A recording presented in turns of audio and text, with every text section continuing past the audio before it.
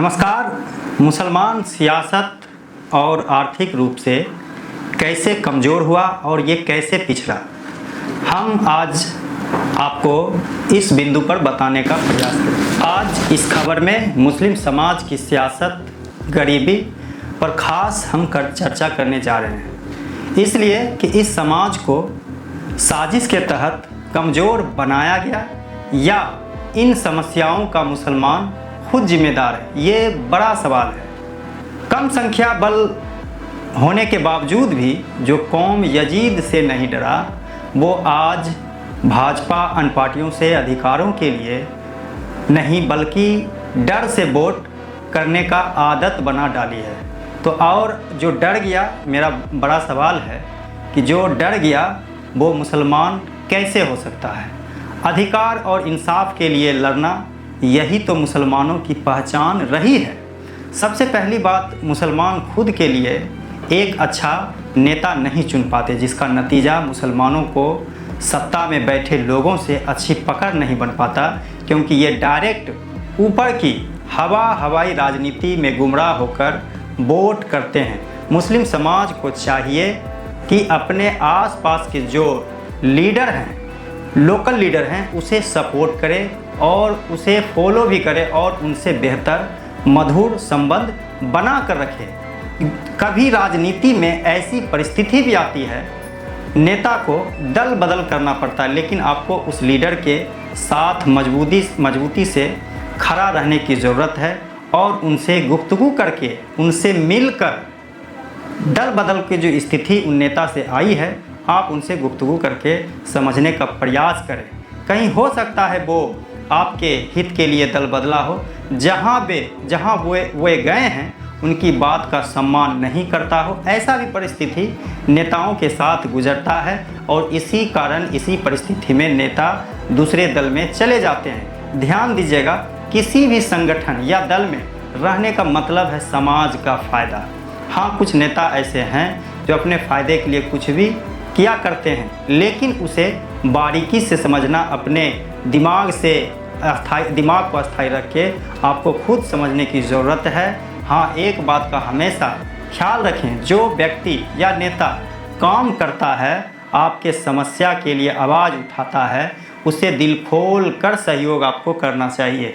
मुस्लिम समाज का पिछड़ने का एक और कारण है, आप समाज में देखते होंगे कि हर जगह गांव में 2-4 व्यक्ति बहुत ही जिम्मेदार लोग रहा करते हैं।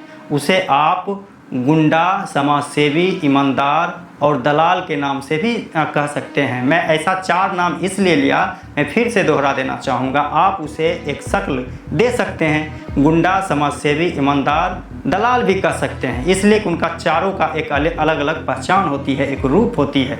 इसलिए यह 4-5 लोगों को समाज, ये जो 4-5 लोग होते हैं, हर गांव में, आपके गांव में भी होंगे, हमारे गांव में भी रहते हैं, तो उनका ये असल में रोल होता है कि वो समाज को बर्बाद और आबाद करने में इनका अहम रोल निभाने का ये काम करते हैं। और आपकी जिम्मेदारी है कि इन चारों में से जो सही व्यक्ति है, गौर फरमाएंगे कि इन चारों में से जो सही व्यक्ति है, आप उसका निर्भीक होकर सहयोग करें, तभी आप और आपका समाज बदल सकता है। आप देख लीजिए, सदन में असदुद्दीन ओवैसी अल्पसंख्यक मुद्दा पर खुलकर चर्चा करते हैं। इसमें आपकी भी जिम्मेदारी होती है कि जो आपके समाज के लिए, जो आपके लिए आवाज़ उठाने का काम करता है, जो आपके लिए चढ़ बढ़ के लड़ने का काम करता है, तो समाज की जिम्मेदारी बनती है कि आप उनका दिल खोल कर, धन बल हर एतबार से उनका मदद करना चाहिए। यह ओवैसी का नाम एक उदाहरण के तौर पर लिया गया है, इसलिए कि हर समाज में हर युवा, कुछ बुजुर्ग लोग आवाज़ तो उठाते हैं, लेकिन हमारे समाज के लोग उनको पहचान नहीं पाते। इसलिए मैंने चर्चा की कि जो भी लोग हों, अगर आपके लिए लड़ता है, आवाज़ उठाता है, आपकी गंभीर समस्याओं पे बोलते हैं, तो समझिए कि आपका वही रहबर हो सकता है, वही जिम्मेदार हो सकता है। आप ऐसे व्यक्ति का चुनने का काम करें। इन 4-5 जो समाज के अहम जिम्मेदार, जो अहम भूमिका निभाते हैं, समाज को हर दिन या हर महीने में, अगर ये 4-5 लोग अगर मेहनत करें, हर दिन या हर महीने में शिक्षा, स्वास्थ्य, मौजूदा हालात पर चर्चा करके समाज को समझाने की कोशिश करें, तो यही ओरिजिनल खिदमत है। असल में जो मुख्य तौर पर जो जिम्मेदार होते हैं, जो पढ़े लिखे लोग होते हैं, जो जानकार लोग होते हैं, उन पर अहम जिम्मेदारी होती है कि हर दिन या एक दिन या डेली आपको छुट्टी नहीं है तो एक महीना का शेड्यूल बना लीजिए और समाज को जागरूक, शिक्षा, स्वास्थ्य और रहन सहन के बारे में उसे बताने की ज़रूरत, उनको बताने की मेहनत करें। असल में यही ओरिजिनल कहें, यही दीन का काम है, यही खिदमत का काम है। तो आज मुसलमान ज़्यादातर मौलाना अरशद मदनी, महमूद मदनी जैसे लोगों को अपना नेता मानते हैं, लेकिन सच्चाई ये है कि इन्होंने कभी भी ज़मीनी स्तर से मुस्लिम समाज के लिए काम नहीं किया। महीने में कभी भी किसी गांव का भ्रमण भी नहीं करते हैं और अपने अतीत, दूसरी बात ये गौर फरमाएंगे, कभी भी अपने अतीत को भूलें, अतीत मतलब इतिहास को ना भूलें। जो आपके पूर्वज जो काम आपके लिए करके गुजर गए हैं उनको ख्याल रखना ज़रूरी है, उनको याद करना ज़रूरी है। तो जो आपके लिए जान का निछावर किया, जो आपका शान बढ़ाया, जैसे अबुल कलाम आज़ाद, डॉक्टर जाकिर हुसैन, पूर्व मुख्यमंत्री अब्दुल गफूर जी, APJ अब्दुल कलाम आज़ाद, अब्दुल गफ्फार खान, टीपू सुल्तान जैसे महापुरुष, इनको भूलने का मतलब है कि भटक जाना। मतलब समझ सकते हैं कि आपके समाज के लिए, आपके लिए जो एक पहचान, एक अनूठी छाप छोड़ कर गए हैं, आप यदि उसको भूलते हैं तो समझिए आप भटक रहे हैं, रास्ते से गुमराह हो रहे हैं और अपनी पहचान को भी कहीं कहीं आप भूल रहे हैं।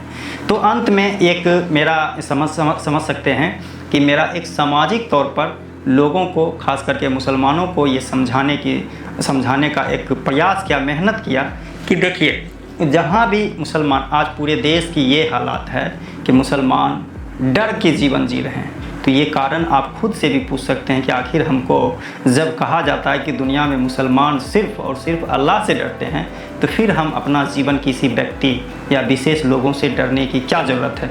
हम अपने अधिकार के लिए, हक के लिए अगर किसी पार्टी या दल से हम उससे गुफ्तगू करते हैं, उनसे वार्तालाप करते हैं, बात करते हैं, तो ये हमारा राइट है, संवैधानिक अधिकार भी है।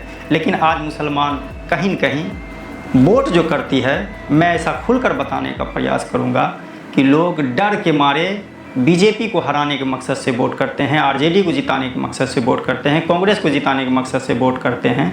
लेकिन असल में मकसद आपका आर्थिक और विकास, समाज सुधार का असल ये आपका समस्या होना चाहिए कि हम किसी भी पार्टी को वोट करें तो यह सोच कर करें कि हम इसको वोट जो देंगे ये हमारे गांव का नाला ठीक कराएगा, हमारे बच्चों का शिक्षा का व्यवस्था दुरुस्त करेगा, हमारा जो सदर अस्पताल है उसका स्वास्थ्य का व्यवस्था ठीक करेगा। हम ऐसे जनप्रतिनिधि को वोट करने का काम करें। और विशेष तौर पर मैंने बताया कि आप ऊपर की राजनीति जो हवाई है उससे परहेज़ करें और जो अंत में जो आपके इर्द गिर्द, जो आपके ज़िला, जो आपके कस्बे, जो आपके लोकल में जो लीडर हैं, चाहे किसी जाति का हो, वो आपके लिए यदि काम करता है, वो आपके लिए खिदमत करता है, तो हम आपसे गुजारिश करेंगे कि आप उनसे एक बेहतर रिश्ते बना कर रखें। चाहे किसी दल का हो, किसी पार्टी का हो, उससे आपको लेना देना नहीं है। अगर आपका रिश्ता उनसे अच्छा रहेगा तो शायद वो आपके लिए सदन में लड़ने का काम करेंगे, आपको विधानसभा में आपके लिए लड़ने का काम करें, दिल्ली लोकसभा सदन में लड़ने का काम करेंगे। तो ये मेरा खास संदेश था आज। दूसरी बात, अंत में मेरा आप सबसे गुजारिश है कि शिक्षा को पूर्ण रूप से दिलो जान से शिक्षा को बढ़ावा दें, अपने बच्चों को अच्छे से अच्छे स्कूल में पढ़ाने का कोशिश करें, तभी आप दुनिया के सामने डटकर मुकाबला कर सकते हैं। और देखिए, अगर आप अभी फ़िलहाल ये बीजेपी है, बीजेपी के रूप में कई लोग आपको गुमराह करने वाले आएंगे, आपको ठगने वाले लोग आएंगे, तो इसलिए ये बीजेपी आपका समस्या नहीं है, समस्या आप खुद हैं, इसलिए कि आप असल राजनीति को समझ नहीं रहे हैं। तो इसलिए बच्चों को अच्छे से अच्छे स्कूल में पढ़ाने का प्रयास करें और जब आप एक तालीम हासिल कर लेते हैं तो आप किसी भी पहाड़ से टकराने के लिए आप तैयार हो जाएंगे, आप उससे लड़ने के लिए सक्षम हो सकते हैं। तो इसलिए दीजिए इजाज़त, अपना विचार कमेंट बॉक्स में ज़रूर लिखें। थोड़ा आप भी मेहनत करें, ये खबर बनाने में काफ़ी मेहनत लगती है, लेकिन मैं आपसे गुजारिश करूंगा कि आप थोड़ा सा इसको शेयर करें वीडियो को, ताकि और लोगों तक ये खबर पहुंच सके। दीजिए इजाज़त, नमस्कार।